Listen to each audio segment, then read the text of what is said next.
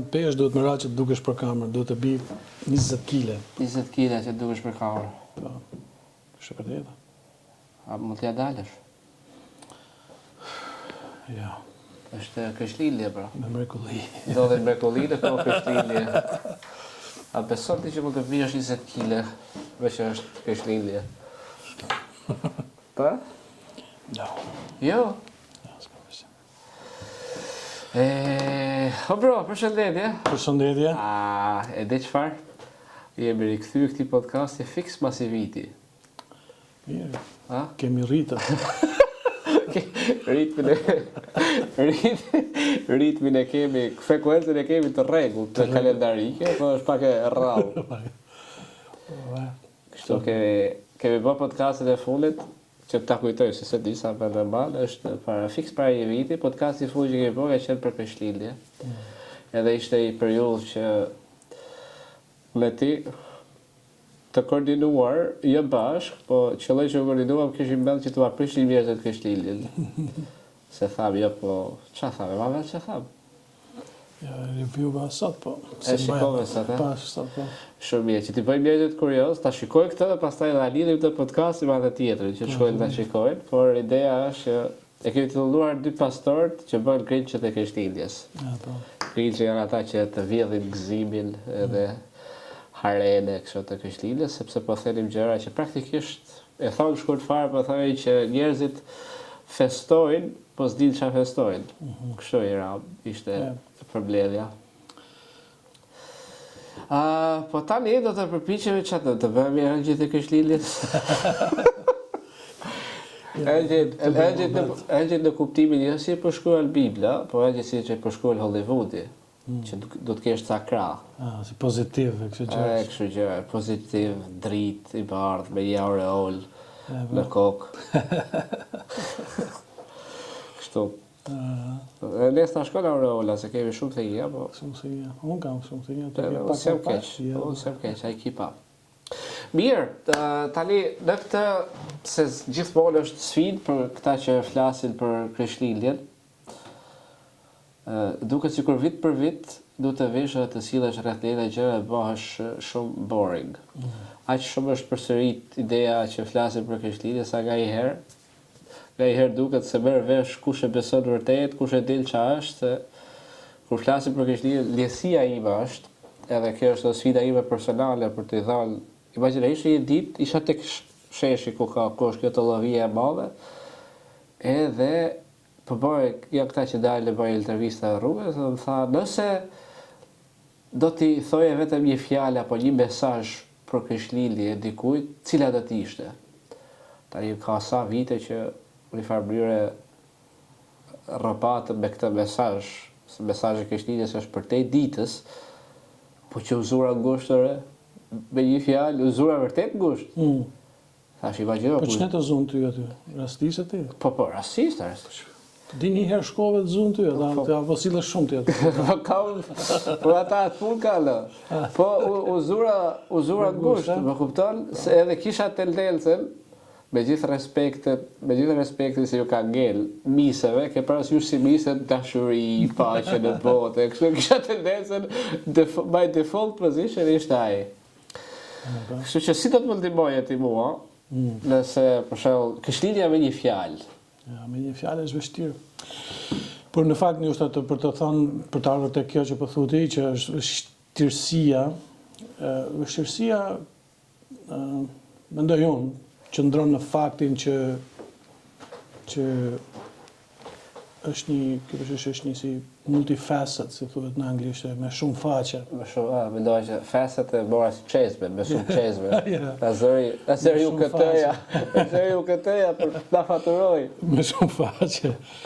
Që, si të thuash, është e vërtet, një është e vërteta, po e vërteta ka shumë faqe. Dhe disa herë theksojmë një aspekt, disa herë theksojmë një aspekt tjetër.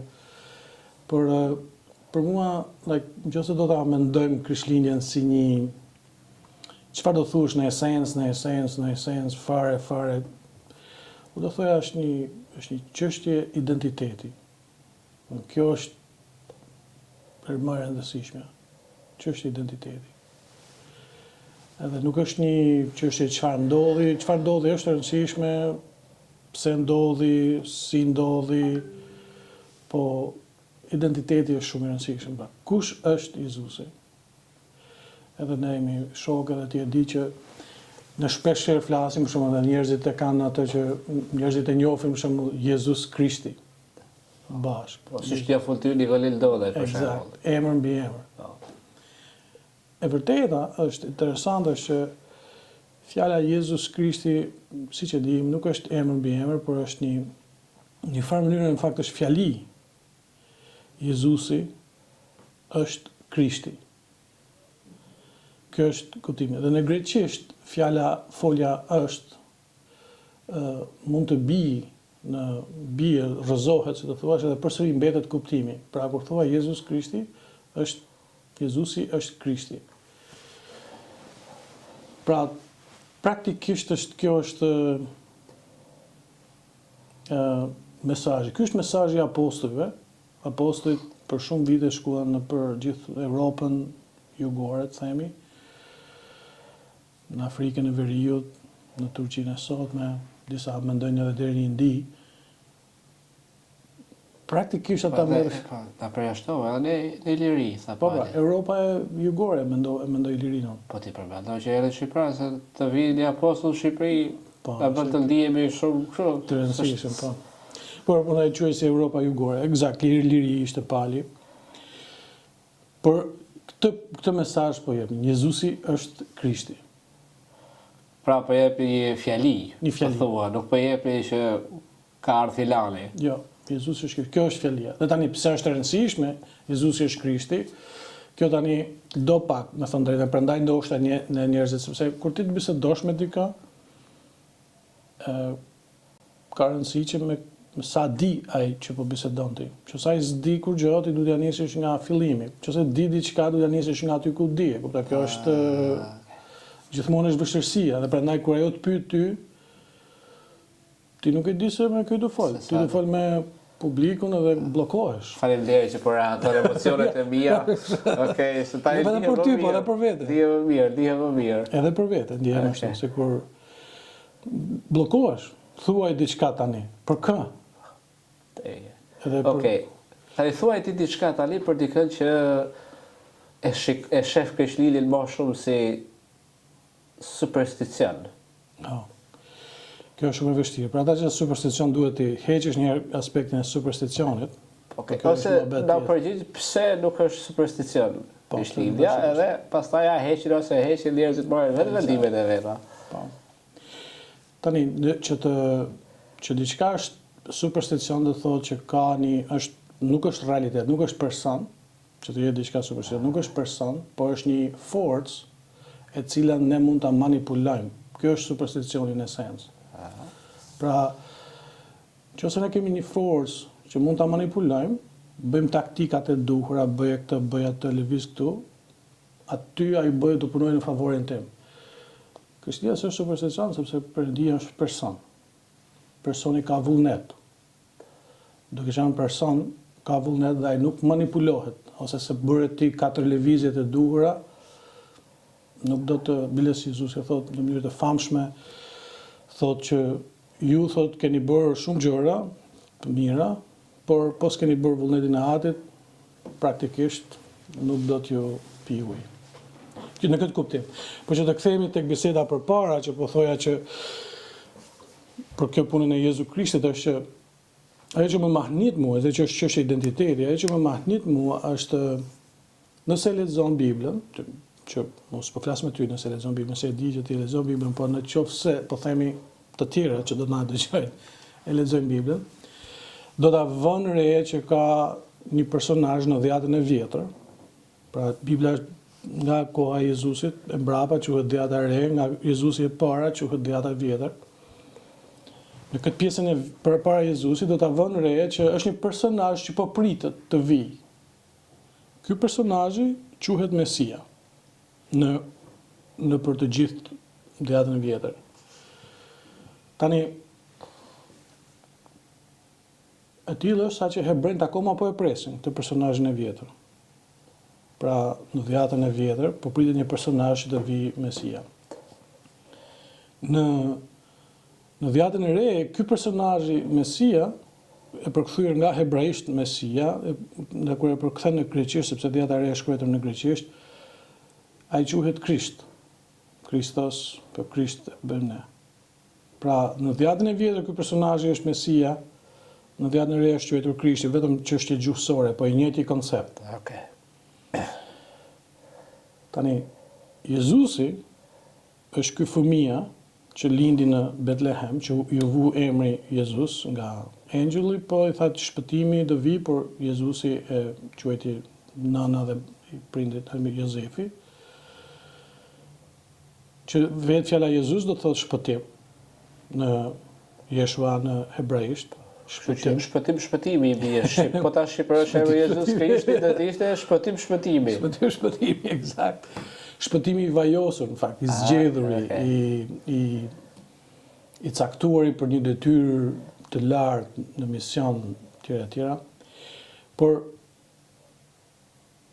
në apostujt pak a shumë po thonin, hey, Jezusi, ky djali që lindi në Betlehem, është Krishti / Mesia, po Krishti në kuptimin në të dyja gjuhët, që po prisnim.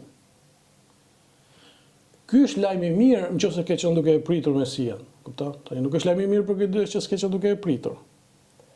Po nëse ke qenë duke e pritur, është lajmi i mirë se erdhi pra.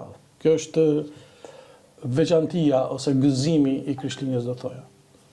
Tani, shumica e njerëzve nuk janë duke pritur Mesian. Që për default nuk se ke ndonjë arsye me pas ndonjë gëzim se po vjen Mesia, sepse s'ke qenë duke e pritur. Kjo është ngërçi, le do thoja, që se shkova gjatë duke u përgjigjesh. Po, pse s'është lajm i mirë edhe për ata që s'po e presin? Ajo është lajm shumë i mirë për ata që s'po e presin, por ata nuk do ta kuptojnë që si lajm i mirë, sepse ai që është lajm i mirë, është lajm i mirë nga vetë fakti që ka ardhur. Okej. Po kur ti nuk e di, do thosh ti nuk ishte lajm i mirë për Herodit për shembull. po, nuk e dinte.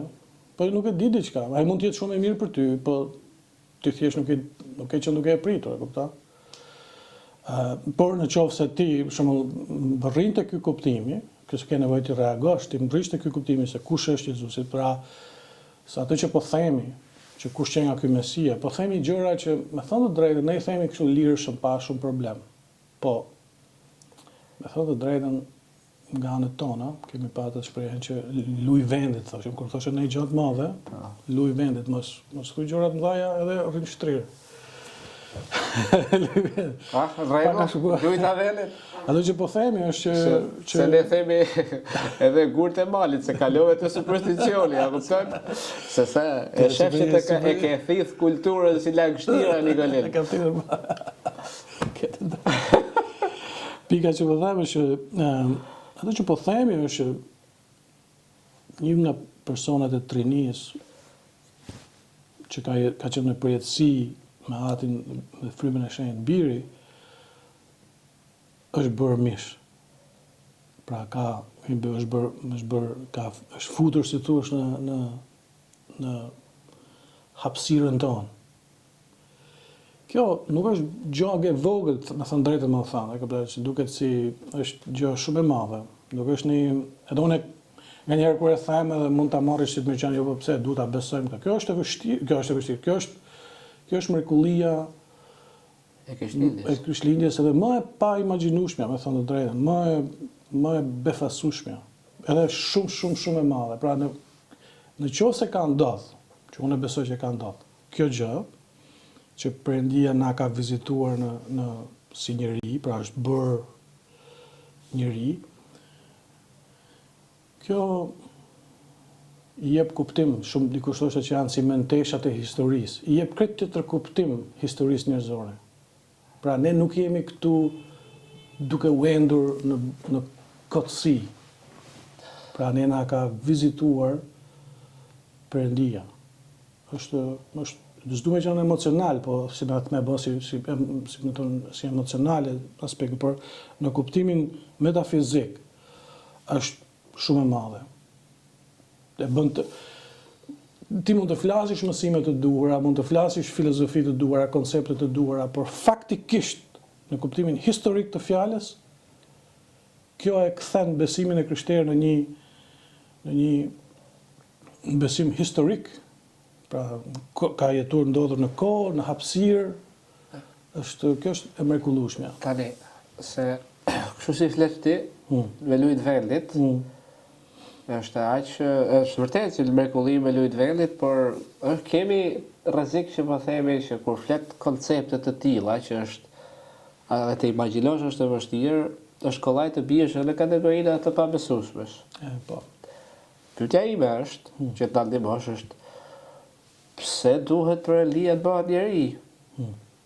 Ja, kjo është një pyetje shumë e mirë. Sepse praktikisht po themi që në Krishtlindje kjo është çka ka ndodhur.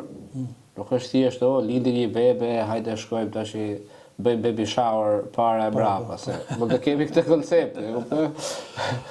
Se tani shumë e mirë. Është një nga gjërat që ka disa, edhe kjo është me disa faqe, pse, ka shumë argumente. Po dy, do thoya, e para që t'i bim shkurt, se ato e përsërisim shpesh, po që është shumë e rëndësishme.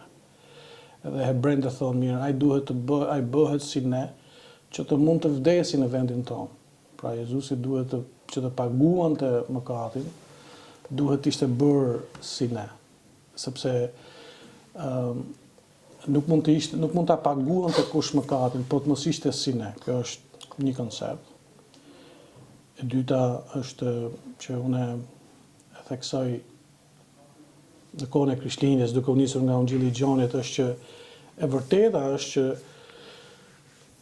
Perëndia është aq i madh dhe aq i fuqishëm, saqë nëse ne do të ishim në prezencën e Tij, në mënyrë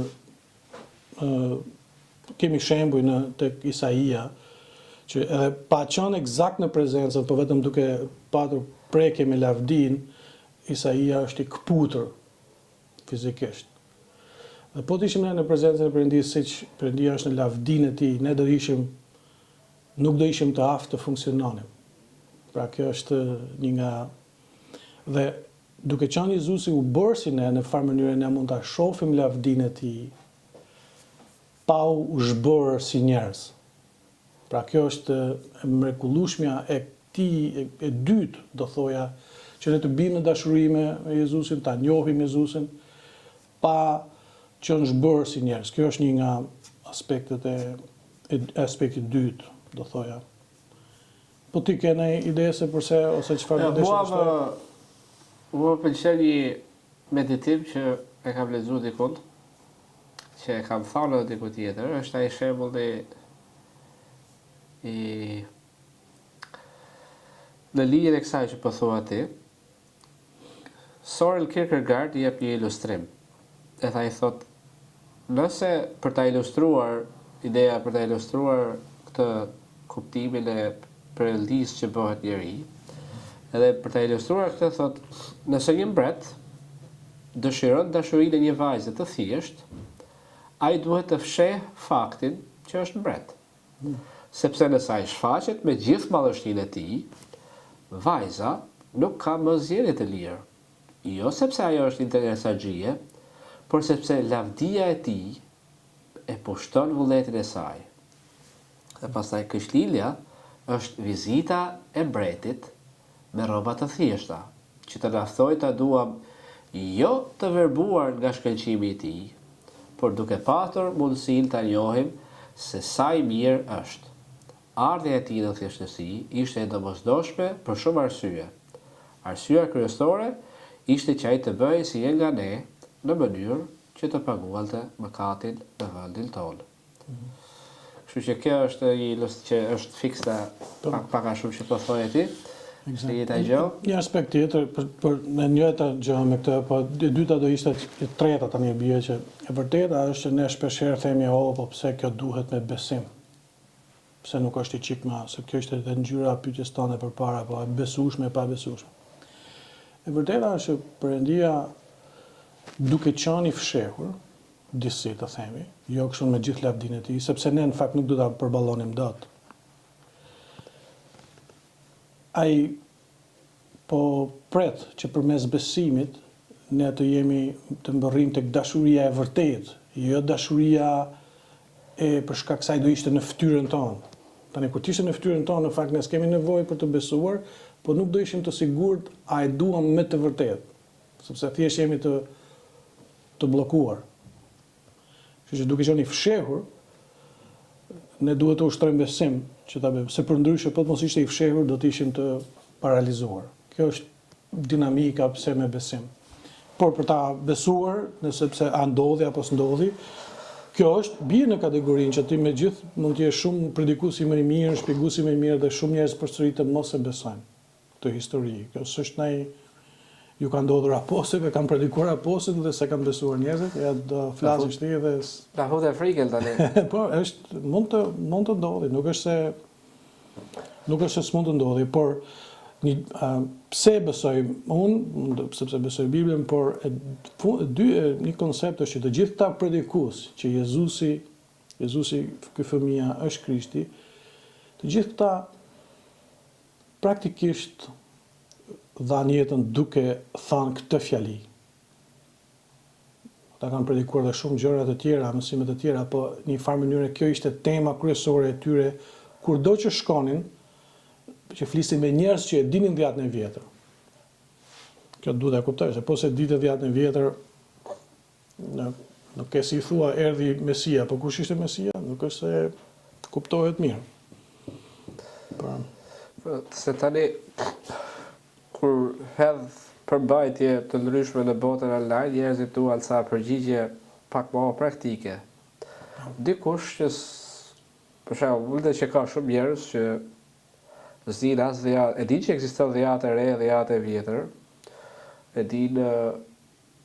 edhe e din që është Krishtlindje, po imagjino, isha një takim me të rinj edhe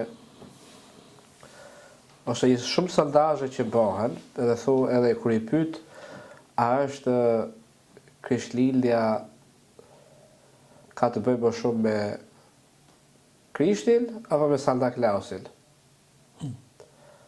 Edhe është e habishme që përqindja atyre që thonë që ka të bëjë me Santa Clausin është i afrohet gati gjys për gjys, 50-50.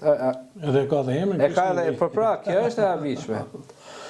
Edhe ti herë nuk e di përse s'doja me të lërhyj, po çfarë na rrezove mitin e Santa Clausit, kur po flisim për këtë besytni, sepse the që është i manipulueshëm, ne bëjmë 2, 3, 4 gjëra dhe pastaj e manipulojmë. Se pak a shumë miti Santa Clausit ky është, sepse kur vjen Santa Clausi edhe në mënyrë që të plotësojë dëshirat, të pyet a ke bë mirë apo ke bë keq, a ke qenë i mirë apo i keq. Edhe ky është fiks ajo që po thoje. Kështu që ke disa po thyve ëndrat e shumë njerëzve që besojnë tek Santa Clausi. Por nga ana tjetër, qenia njerëzore ka një lloj lidhje me marrëdhënie me Santa Clausit të tillë, që unë të bëj një gjë, të investoj një gjë që të përfitoj një gjë tjetër. Edhe ti vjen na thu me konceptin e Krishtlindjes se kjo nuk vlen. Tani kjo s'vlen, unë s'mund të bëj ndonjë gjë. Çam hyl xhep mu Krishtlindja, vërtet. Kjo është pyetje shumë praktike. Tani është tjetër gjë të bësh një gjë dhe tjetër gjë të reagosh ndaj kësaj që ndodhi. Pra, fakti që kush është Jezusi, kjo është tema, është Jezusi Krishti. Pra ai që erdhi. Dhe në momentin kur apostujt e theksonin është Jezusi Krishti, po është, ato e kishin pastaj si thuaç default answers. Çfarë bën Krishti? Çfarë bën Krishti? Edhe Krishti është ai që do të na shpëtojë. Dhe Isaia 53, pra gati 800 vjet përpara se Krishti ka ardhur, e përshkruan me detaje çfarë bën ai, do vdesi, do në kryq do të shpohet për mëkatet në plagët e tij, do kemi shërimin etj. Pra, në një farë mënyre Krishti ka ardhur për të Krishti ka detyrë që të ngarkuar, por ka mision që të vdes në kryq, që është në Pashkë, pastaj të vdes në kryq për mëkatet e të gjithë njerëzimit. Ky Krishti e ka. Dhe ky që është Jezusi, është ky Krishti që e bëri dhe ky Jezusi vdiq në kryq për mëkatet tona. Pra, dhe ne tani duhet të reagojmë. Reagimi që pritet është ky. A beson ti, kushdo që je, që do të zëvendësohesh, do ta marrësh këtë dhuratë që Perëndia bëri, pra këtë ofertë që të quhet në vendin tënd, apo nuk do ta bësh vetë. Kjo është reagimi që pritet. Që të përfitosh, që të thuash jo të përfitosh në kuptimin e parë të fjalës përfitoj, por kjo është një që pse ka ndodhur kjo punë, nuk është se vetëm e tham dhe përpara, pse u bë Perëndia njëri. Dhe pra nuk është një taktikë që do t'i bësh që ta manipulosh Perëndin, por nëse reagimi jot është i sinqert. Po për reagim të sinqert po flasim. Jo për reagimi i sinqert është a do ti që të zëvendësohesh në mes me Jezusin, pra kur ti a do të ta quash sakrificën e tij të tëndën. A do ta marrësh këtë si dhuratë apo jo? Pra, po ti vetëm për përjetësinë, se për këtë botë kuptimin sa ta jetoj jetën këtu është si me Jezusin, si pa Jezusin, një lloj? Ja, një lloj nuk është një lloj. E vërteta është e kuptimin e okay, le të themi unë rash dakord që për përjetësinë e vetmja rrugë ka kuptim make sense është përmes Jezusit. E thotë edhe Bibla. Po në këtë anë të botës, nëse unë para shumë vitesh kam të gjë, domethënë nuk duhem e nënvlerësu, po në ke përshtysh kur bënim ne dhurata çorape, kur ti je i ri, më pak si bënë kohët komunizmit. Kur s'kishim shumë gjëra, njerëzit bënin dhuratë sapun dhe çorape. Sapun dhe çorape. Sapun që ishin të rëndësishme, po. Dhe në përgjithësi kjo aspekti jetës që ne në dhurata dhe bekimet që Jezusi na jep për sa jemi këtej, që janë shumë të rëndësishme, po e krahasuar me këtë të madhen, të përjetshme, në një farë mënyrë janë sapun dhe çorape. Po dhe tani le të flasim për sapunin dhe çorape. Se këtu kemi hallin. Po le të flasim për dakord, sapun dhe çorape, po njerëzit thonë sapunim lan, çorape më ngrohtë. Kur shkoj aldej e kuptoj unë thotë që ka tjetër kush kujdeset për këtë punë, po këtë mendoj që një nga gjërat më të mëdha që bën Jezusi në këtë fushë, që nuk po bëj shaka për sapun çorape. S'është aq e thjeshtë, është çik më e rëndë se sa sapun çorape, por e vërteta është që sipas Biblës, si besoj dhe unë, është që në fillim njerëzit që nga Adami dhe Eva, ato që kanë humbur, duke humbur marrëdhënien me Perëndin, kanë humbur edhe dy marrëdhënie të tjera. Kanë humbur edhe marrëdhënien me njerëzit tjerë, por kanë humbur edhe marrëdhënien me veten. Edhe krejt në një mënyrë problemet sociologjike, marrëdhënia me njëri tjetrin, por krejt problemet dhe psikologjike, marrëdhënia me veten, vinë te kjo fushë, pra që te kjo konflikt. Dhe nëse ne vendosim marrëdhënien me Perëndin përmes Jezusit, në këtë edhe që nga kjo botë, duke filluar, fillon shërimi i marrëdhënieve me të tjerët, duhen të afërmen si vetvetja, nuk kupton që ti e do veten, pra nuk je mazokist ose narzicist, po ke të dashurinë e duhur për veten. Por ti më përpara na the që nuk manipulohet Perëndia, mbasi Santa Clausi po jo Perëndia. Kështu që por një gjë tjetër që kur mendoj për këtë kështjelljen për një qasje, sepse është neve na pëlqen shumë, kemi tendencë ta trajtojmë shumë si event, se sa si realitet. Edhe eventet, jo vetëm kështjellja, si ngjarje, si periudhë apo si ditë dhe natë kur do të ta festojmë, por edhe në përgjithësi janë si një hapësirë që njerëzit i përdorin për t'u shmangur realitetit. Jo vetëm kështjellja, për shembull njerëzit mezi thonë, mezi po pres fundjavën ose mezi po pres pushimet. Sepse do të largohesh nga realiteti që ndoshta është i pakëndshëm, i lodhshëm, i mërzitshëm etj. Apo mezi po pres një fazë tjetër të jetës. Je në shkollë, s'të pëlqen shkolla, mezi po pres të punoj. Je në punë, s'të pëlqen puna, do mezi pres dal pension, edhe gjithmonë je duke pritur një event të madh që me shpresë që do të ndryshojë realiteti. Edhe ne bëjmë një gjë edhe me kështjelljen. Edhe ne harrojmë që në fakt e vërteta është që me realitetin të pëlqen s'të pëlqen do të përballemi një herë. Do të përballesh një ditë. Edhe se ti po përdor fjalën e vend, siç e tha me vetë, po përdor fjalën e vend si në aspektin festiv të saj, që e ndron qëllimin e ngjarjes. Eksakt. Ne kemi ardhur për ditëlinjen e filanit që është ngjarja, ka lindur, dhe ne takohemi dhe takojmë dhe shoqërinë. Pra është shëndruar tek takuarit e shoqënisë të zhvendosim tek po kujtove ti, se kjo është do bëj pak humor të zi tani. Shimi herë para shumë vitesh, jam rrit në fshat, po tash mosha bën të vetën edhe ndodh që njerëzit masi plaken edhe vdesin, si që kanë tradit nga ana jonë edhe që mblidhen rrin njerëzit nga gati një javë. Edhe kishte vdek një burr që ishte goxha në moshë, kishte jetu, kishte vite jetë bollë, si kishte jetu keq, nuk ishte shumë dramatike. Edhe tash kur kishte ardhur njerëzit aty edhe ishte njëri aty, po njerëzit vjedhin bëjnë muhabet, ka kohë që janë parë, janë kontekste ndryshme, dhe njerëzit që po bëjnë muhabet vërtet po kënaqsh me njëri tjetrin. Thanë sa mirë, ja kërciti njëri tha, sa mirë tha që vdesin pleq, tha që dhe mblidhemi, tha bëjmë me dorë muhabet me njëri tjetrin. Por i ziki për tha drejt, ai ti e mbledh për një gjë të caktuar, ti je shill këtë gjë tjera. Por për të kthyer te kjo, ne kemi tendencën që për shkak që është kjo periudha e Krishtlindjes se të themi hajde tash se është Krishtlindje do të sill. Edhe janë gjëra të mira që ti bën, të sillemi mirë, të bëjmë një dhuratë, të shkojmë që gjitha në vetvete s'ka asgjë të keqe. Të kemi pak më vëmendje tek njerëzit e dashur, tek miqtë dashamirë se shfrytëzojmë pushimet për këtë kohë. Edhe pastaj harrojmë që Krishtlindja është një realitet i vërtet edhe që të thret ti besosh, të kesh besimin tek le të themi tek shpresa, paqja, dashuria, gëzimi që sjell Krishtlindja, jo vetëm për nga 25 vjetor.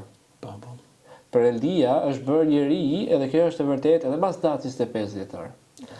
Edhe realiteti që ai ka ardhur është bërë njeri, edhe që shpresa, paqja, dashuria dhe gëzimi janë të aksesueshme, është i vërtet për te periudhës. Edhe vetëm në moment se është, me të thënë drejtë, është e habitshme. Se edhe kur e jetoj kështu si event, është këndshëm, të gjithë na pëlqen se gjithë janë pak më të këndshëm, pak më të mirë, ke më qef me lejt me ca njerëz gjatë afër periudhës Krishtlindjes se sa mbrapa. Edhe thuar çfarë ndodhi, t'ja ndrojmë kalendarin aty në telefon, t'ja lëm vjetor gjithë kohën. Kështu ndonjëherë vërtet ne jetojmë jetën sikur ke parasysh. Ky është realitet vetëm në këtë periudhë, e çfarë të bëjmë, të hyjmë, tash ta jetojmë jetën. Por që shpresa ime është që ta shohim Krishtlindjen si një realitet i përditshëm, sepse vërtet ashtu është. Edhe çështja është si do reagojmë ndaj këtij realiteti kur të përballemi me ta. Kaq kisha unë. Mirë. Gëzuar Krishtlindjen. Gëzuar Krishtlindjen. Edhe është Krishtlindje, realitet është edhe pas datës 25 në podcastin e radhës. Amen.